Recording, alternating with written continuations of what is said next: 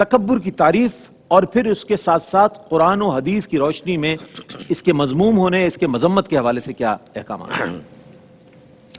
اعوذ باللہ من الشیطان الرجیم، بسم اللہ الرحمن الرحیم۔ ویسے تو ماشاءاللہ آپ نے انٹرو میں بہت خوبصورت انداز سے اس کی ایک جامعیت کے ساتھ تعریف بیان کر دی کہ تکبر ہوتا ہی یہ ہے کہ اپنے آپ کو کسی سے افضل اور سامنے والے کو حقیر سمجھنا۔ اگر صرف اپنے آپ کو افضل سمجھیں، حقارت سامنے موجود نہ ہو تو اس کو عجب و خود پسندی سے تعبیر کیا جاتا ہے، اپنے آپ کو بڑا سمجھ رہا ہے۔ لیکن جب ہم کسی کو حقیر سمجھتے ہیں تو پھر یہ تکبر بن جاتا ہے۔ اور قرآن و حدیث میں اس کی بڑی مذمت ہے۔ جیسے شیطان نے آدم علیہ السلام کو سجدے سے انکار کیا تو یہ وصف تکبر کی بنا پر تھا۔ تو اللہ تعالیٰ نے فرمایا کہ ابا واستکبر وکان من الکافرین، اس نے انکار کیا، تکبر کیا اور کفر کرنے والوں میں سے ہو گیا۔ اس کا مطلب ہے کہ تکبر جو ہے وہ کفر تک پہنچاتا ہے، انتہائی قابل مذمت۔ اور سورہ زمر میں اللہ تعالیٰ ارشاد فرماتا ہے کہ الیس فی جہنم مثوی للمتکبرین، کیا جہنم متکبرین کا ٹھکانہ نہیں ہے؟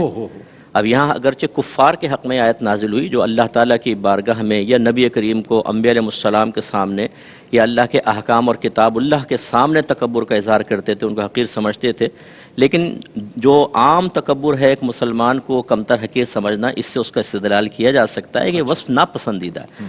اور ایسے نبی کریم صلی اللہ علیہ وسلم نے جب دیکھا عربوں کو کہ وہ ان کے بڑے سردار جو تھے وہ بڑے بڑے جبے لے کے چلتے تھے، کچھ تو پیچھے اٹھا کے چلتے تھے اور کچھ زمین پہ گھسٹ کے چلتے تھے، تو رحمت کونین صلی اللہ علیہ وسلم کو یہ انداز بالکل پسند نہیں تھا، تو آپ نے پھر ٹخنے کھولنے کا حکم دیا۔ اس کا مطلب ہے یہ وہ وصف غلیظ ہے جس کو نبی کریم ناپسند فرمایا۔ قبل از اسلام بھی ایک کبر کی علامت کہلاتی ہے۔ جی ہاں بالکل، وہ کبر کی علامت تھی، لیکن وہ اس کو قابل مذمت نہیں سمجھتے تھے بلکہ قابل فخر سمجھتے تھے۔ جیسے آج کل بہت سارے ایسے، میں نشاندہی نہیں کرتا ہوں کہ بہت سے شعبے والے ناراض ہو جائیں گے کہ وہ اپنے مثلا کسی نے انڈر ورلڈ میں اگر 100 قتل کر دیے تو وہ بہت بڑا اس نے مقام مرتبہ حاصل کرے، 100 مرڈر کیے ہیں اس نے، تو وہ اس پہ بھی فخر کرتا ہے۔ اور ایسے نبی کریم صلی اللہ علیہ وسلم نے ارشاد فرمایا کہ بروز قیامت متکبرین چیونٹیوں کی شکل میں لائے جائیں گے اور لوگ ان کو اپنے پاؤں تلے رون دیں گے۔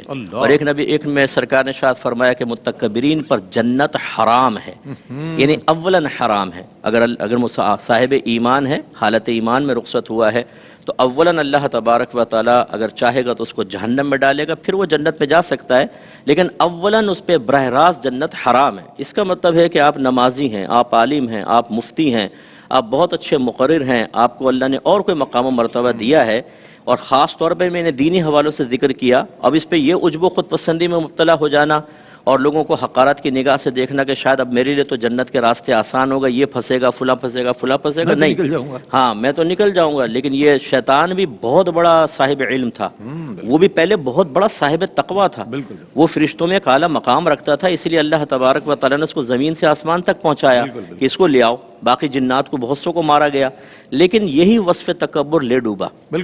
تو اس لیے مجھے بھی خوفزدہ رہنا چاہیے، اور بھی کسی کو اللہ تعالیٰ نے جو علمی لحاظ سے یہ حافظ قرآن ہے، یہ اور کوئی نعمت عطا فرمائی، جیسے صاحبزادگان خاص طور پہ جو ہے نا، یہ مجھے بہت خوف رہتا ہے، یہ ہمارے بچے ہیں، اللہ تعالیٰ ان کو اعلیٰ مقام عطا فرمائے، اور جو اللہ نے ان کو آستانے عطا فرمایا ان کو رشد و ہدایت کا سلسلہ بنا کر اپنے لیے بہت بڑا ثواب جاریہ کرنے کی توفیق عطا فرمائے۔ لیکن ہوتا کیا ہے، ہاتھ تک ملانا پسند نہیں کرتے۔ میں نے دیکھا اتنا سے یوں ٹچ کریں گے، اور بعض اوقات تو بیچارہ غریب ہاتھ پھیلائے گا، یوں کر کے نکل جائیں گے۔ یہ رویے درست نہیں ہے۔ امیر کو نہیں چھوڑتے، امیر سے تو جھک کے ملتے ہیں، ساری آرزن کی ساری کا جو اظہار ہے وہ تو اسی مقام پر تو ہوگا۔ تو یہ بہرحال مناسب چیزیں نہیں ہیں، اللہ تعالیٰ ہم سب کو اس سے محفوظ فرمائے۔ یہ اصل میں گراؤنڈ ریئلٹیز ہیں جو مفتی صاحب نے ارشاد فرمائی ہیں۔